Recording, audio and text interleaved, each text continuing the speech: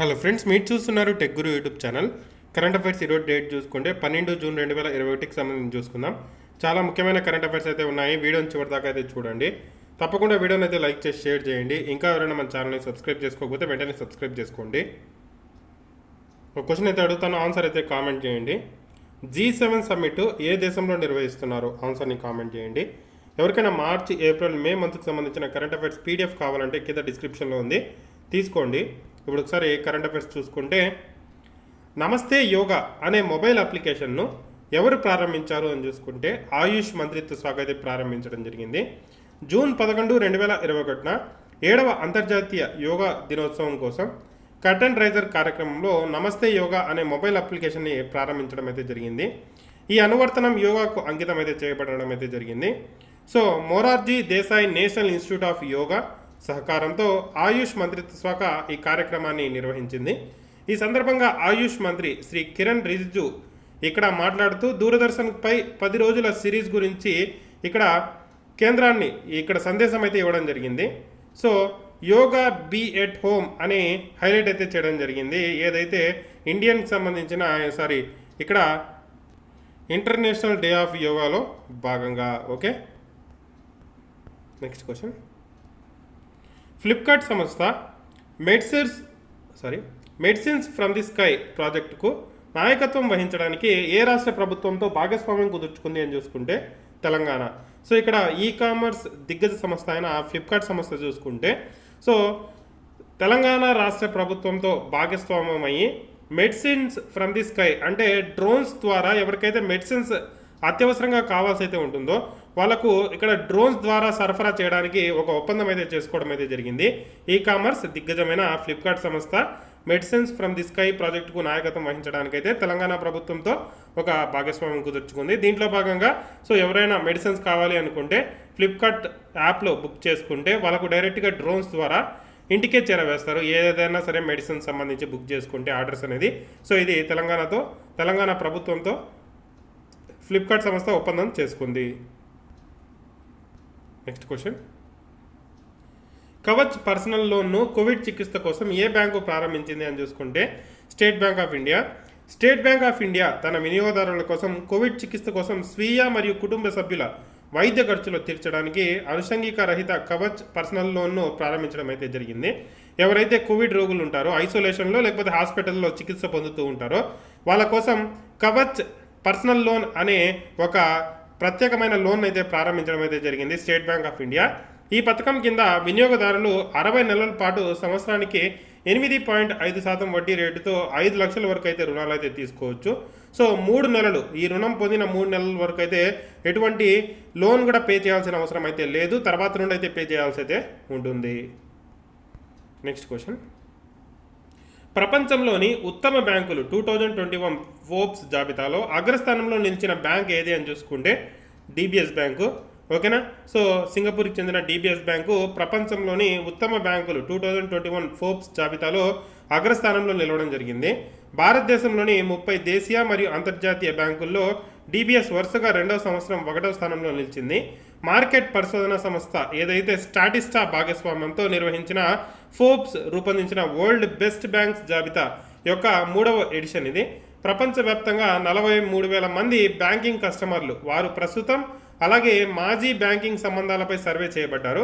So customer survey సాధారణ సంతృప్తి మరియు ట్రస్ట్, అలాగే డిజిటల్ సేవలు, ఆర్థిక సలహా మరియు ఫీజులు వంటి ముఖ్య లక్షణాలపై ఇక్కడ సర్వే అయితే చేయడం జరిగింది. సో ఇందులో డిబిఎస్ అంటే డెవలప్మెంట్ బ్యాంక్ ఆఫ్ సింగపూర్ చూసుకుంటే అగ్రస్థానంలో నిలవడం జరిగింది. Next question. మంగోలియా అధ్యక్షుడిగా ఎవరు ఎన్నికయ్యారు అని చూసుకుంటే ఉక్నా కురేల్ కుక్. మాజీ మంగోలియన్ ప్రధానమంత్రి ఉక్నా కురేల్ కుక్ చూసుకుంటే దేశం యొక్క 6వ ప్రజాస్వామ్య యుతంగా ఎన్నికైన అధ్యక్షుడు అయితే అవ్వడం జరిగింది. అధికార మంగోలియన్ పీపుల్స్ పార్టీ యొక్క ఇక్కడ పోటీలో భాగంగా ఆయన 99.7% ఓట్లతో గెలవడం అయితే జరిగింది. కురేల్సుక్కి మొత్తం చూసుకుంటే 8,21,136 ఓట్లు అయితే రావడం అయితే జరిగింది. సో ఆయన ఇక్కడ అత్యంత భారీ మెజారిటీతో గెలిచి మంగోలియా అధ్యక్షుడిగా అవడం అయితే జరిగింది. సో ఎవరు అంటే ఉక్నా కురేల్ కుక్.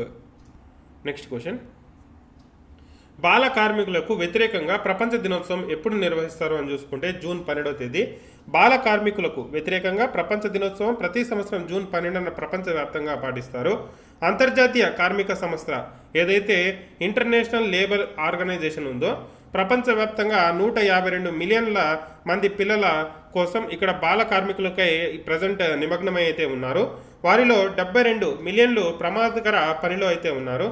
బాల కార్మికులను వ్యతిరేకంగా ఈ సంవత్సరం ప్రపంచ దినోత్సవం అయితే బాల కార్మికుల నిర్మూలన దినోత్సవాన్ని అయితే మనమైతే జరుపుకోవడం అయితే జరిగింది. సో ప్రపంచవ్యాప్తంగా సో దీంట్లో భాగంగా చర్యలు అయితే దృష్టి పెట్టడం అయితే జరిగింది. సో 2021కి సంబంధించిన వరల్డ్స్ డే అగైనెస్ట్ చైల్డ్ లేబర్కి సంబంధించిన థీమ్ చూసుకుంటే act now end child labour అనేది 2021కి సంబంధించిన వరల్డ్ డే అగైనెస్ట్ చైల్డ్ లేబర్కి సంబంధించిన థీము. నెక్స్ట్ క్వశ్చన్, పర్యావరణవేత్త, ఆర్థికవేత్త, పద్మశ్రీ అవార్డు గ్రహీత అయిన ఎవరు ఇటీవల కన్నుమూశారు అని చూసుకుంటే ప్రొఫెసర్ రాధామోహన్ గారు. గాంధేయవాది, సంఘ సేవకుడు, వ్యవసాయ రంగంలో మార్పులు తీసుకొచ్చిన పర్యావరణవేత్త, ఆర్థికవేత్త, పద్మశ్రీ అవార్డు గ్రహీత ప్రొఫెసర్ రాధామోహన్ గారు చూసుకుంటే భువనేశ్వర్లోని ఒక ప్రైవేట్ ఆసుపత్రిలో కన్నుమూశారు. వృద్ధాప్యం వల్ల ఏర్పడిన అనారోగ్యంతో కొన్నాళ్ళుగా ఆయన చికిత్స పొందుతూ వస్తున్నారు. గురువారం రాత్రి 12 గంటల సమయంలో రాధామోహన్ గారు కన్నుమూసినట్లు ఆమె కుమార్తె ఎవరైతే ఉన్నారో సబర్మతి గారు తెలపడం అయితే జరిగింది. సేంద్రియ సాగుపై రైతుల్లో చైతన్యం కల్పించేందుకు రాధామోహన్ ఆయన కుమార్తె అయిన సబర్మతితో కలిసి ఎంతో కృషి చేశారు. 2020లో వీరిద్దరికీ పద్మశ్రీ పురస్కారాలు అయితే లభించడం అయితే జరిగింది.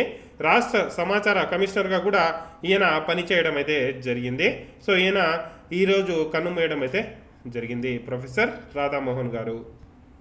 నెక్స్ట్ క్వశ్చన్, ఐక్యరాజ్య సమితి వాణిజ్య మరియు అభివృద్ధి సదస్సుకు అధిపతిగా ఎవరు నామినేట్ అయ్యారు అని చూసుకుంటే రెబెక్కా గ్రీన్ స్పాన్. ఐక్యరాజ్య సమితి వాణిజ్యం మరియు అభివృద్ధి సదస్సుకు సంబంధించి అధిపతిగా రెబెక్కా గ్రీన్ స్పాన్ను నామినేషన్ చేయడానికి ఏదైతే ఐక్యరాజ్య సమితి జనరల్ అసెంబ్లీ ఆమోదం అయితే తెలిపింది. ఆమె కోస్టారికాకు చెందిన ఆర్థికవేత్త, జెనీవాకు చెందిన UNCTAD సంస్థకు నాయకత్వం వహించిన మొదటి మహిళ మరియు సెంట్రల్ అమెరికను. నెక్స్ట్ క్వశ్చన్, ఎన్విజన్ అనే ప్రోబ్ను శుక్రుడు పరిశోధనలకు ఏ అంతరిక్ష సంస్థ ప్రయోగించనుంది అని చూసుకుంటే ESA. American space agency NASA రీసెంట్గానే మనకైతే ప్రకటించింది. సో ఇక్కడ వీనస్ మీదకు 2 మిషన్లను అయితే మేము ప్రయోగిస్తాము అని చెప్పి త్వరలోనే అని చెప్పి సో అది ప్రకటించిన తర్వాత యూరోపియన్ స్పేస్ ఏజెన్సీ ESA చూసుకుంటే వీనస్ అధ్యయనం కోసం ఎన్విజన్ అనే దాని ప్రోబ్ గురించి ఇక్కడ ప్రకటించడం అయితే జరిగింది. ఎన్విజన్ శుక్రునిపై ప్రదక్షిణ చేసే తదుపరి కక్ష అయితే అవుతుంది. ఇది గ్రహం యొక్క అంతర్గత దృశ్యం నుండి ఎగువ వాతావరణము అలాగే సమగ్ర వీక్షణను అయితే అందిస్తుంది. సో ఇది ఏదైతే శుక్రుడికి సంబంధించిన కక్షలోకి చేరుకొని సో దాని పై భాగంలో ఏముంది అలాగే దాని పొరల లోపల ఏముంది అనేది ఇక్కడ ఇన్ఫర్మేషన్ అనేది ఇవ్వనుంది. సో దాన్ని అయితే ఇక్కడ యూరోపియన్ స్పేస్ ఏజెన్సీ ప్రయోగించనుంది. ఇది ఈరోజు కరెంట్ అఫైర్స్ అయితే ఇంపార్టెంట్ కరెంట్ అఫైర్స్ని డిస్కస్ చేసుకోవడం జరిగింది. వీడియో నచ్చినట్లయితే కొంచెం లైక్ చేసి సపోర్ట్ చేయండి. ఇంకా ఎవరైనా మన ఛానల్ని సబ్స్క్రైబ్ చేసుకోకపోతే సబ్స్క్రైబ్ చేసుకోండి. మార్చ్, ఏప్రిల్, మేకి సంబంధించిన కరెంట్ అఫైర్స్ PDF కింద డిస్క్రిప్షన్లో ఉంది, తీసుకోండి. అలాగే ఇప్పుడు ఒకసారి క్విక్ రివిజన్ చూసుకుందాం. ఎన్విజన్ అనే ప్రోబ్ను శుక్రుడు పరిశోధనలకు ఏ అంతరిక్ష సంస్థ ప్రయోగించింది అంటే ESA. ఐక్యరాజ్య సమితి వాణిజ్యం మరియు అభివృద్ధి సదస్సుకు అధిపతిగా ఎవరు నామినేట్ అయ్యారంటే రెబెక్కా గ్రీన్ స్పాన్. పర్యావరణవేత్త, ఆర్థికవేత్త, పద్మశ్రీ అవార్డు గ్రహీత అయిన ఎవరు ఇటీవల కన్నుమూశారు అంటే ప్రొఫెసర్ రాధామోహన్. బాల కార్మికులకు వ్యతిరేకంగా ప్రపంచ దినోత్సవం ఎప్పుడు నిర్వహిస్తామంటే జూన్ 12. మంగోలియా అధ్యక్షుడిగా ఎవరు ఎన్నికయ్యారు అంటే ఉక్నా కురెల్కుక్. ప్రపంచంలోని ఉత్తమ బ్యాంకు 2021 ఫోర్బ్స్ జాబితాలో అగ్రస్థానంలో నిలిచిన బ్యాంక్ ఏది అంటే DBS బ్యాంకు. కవచ్ పర్సనల్ లోన్ను కోవిడ్ చికిత్స కోసం ఏ బ్యాంకు ప్రారంభించింది అంటే SBI. ఫ్లిప్కార్ట్ సంస్థ మెడిసిన్స్ ఫ్రమ్ ది స్కై ప్రాజెక్టుకు నాయకత్వం వహించడానికి ఏ రాష్ట్ర ప్రభుత్వంతో భాగస్వామ్యం కుదుర్చుకుంది అంటే తెలంగాణ. నమస్తే యోగా అనే మొబైల్ అప్లికేషన్ను ఎవరు ప్రారంభించారు అంటే ఆయుష్ మంత్రిత్వ శాఖ. ఇది ఈరోజు కరెంట్ అఫైర్స్ అయితే. సో ప్రతిరోజు కరెంట్ అఫైర్స్ని అయితే ఫాలో అవడానికి ట్రై చేయండి మన ఛానల్లో అయితే. అలాగే మన ఛానల్కి సంబంధించిన టెలిగ్రామ్ గ్రూప్ లింక్ కింద డిస్క్రిప్షన్లో ఉంది. ఇంకా ఎవరైనా జాయిన్ అవ్వకపోతే జాయిన్ అవ్వండి. ఒకసారి మీకు లింక్ వర్క్ కాకపోయినా కూడా టెలిగ్రామ్ ఓపెన్ చేసి టెక్ గురువు TECH GURUVU అని చెప్పి టైప్ చేసినా కూడా వస్తుంది. దాంట్లో కూడా జాయిన్ అవ్వండి. Thank you.